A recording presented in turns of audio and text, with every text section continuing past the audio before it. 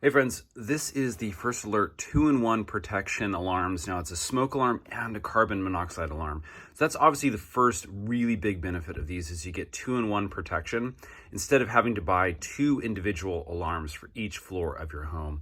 Now you are supposed to have an alarm on every level of your home and within roughly 15 feet of bedrooms for that carbon monoxide protection.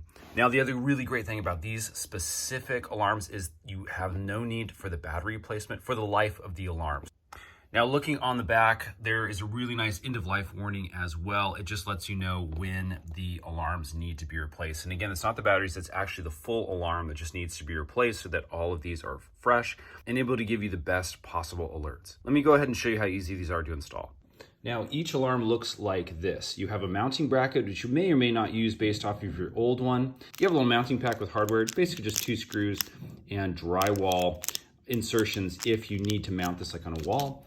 And then we have the actual alarm. And again, the batteries don't need to be replaced on this. You can see there's no battery compartment. Basically what you do to activate things is you align it with the mounting bracket, you turn clockwise, press and hold the test button to make sure everything is working okay. Now here is a quick look at the alarm guide. So we do need to go ahead and remove this little yellow tab. And as you can see, we can now deactivate this if necessary. Again, we don't need to do that. Obviously, just leave it in this position. Okay, so here's our older alarm. And as you can see, as I turn clockwise on this older one, it's gonna slide out. Now the older mounting bracket is actually held in just by 2 screws right here and right here. Looks like a flathead screwdriver is needed. We'll go ahead and remove those, and this plate just should slide right out. Okay, so underneath this plate, you can see we've got a standard electrical box here. Now, unfortunately, that's gonna be a little bit too narrow for these holes on the end that are drilled. Again, for us, this may be different for you. But there's these little punch out tabs that are right here. We can get those out of the way, and those are actually gonna align perfectly with these 2 screw holes. Now I'm definitely swapping out the older flathead screws for these Phillips head. They're just much easier to work with. You can also see I put a little washer underneath here because this head is a little bit small. Again, these are the ones that came with the alarm. Let's stick the other one in over here.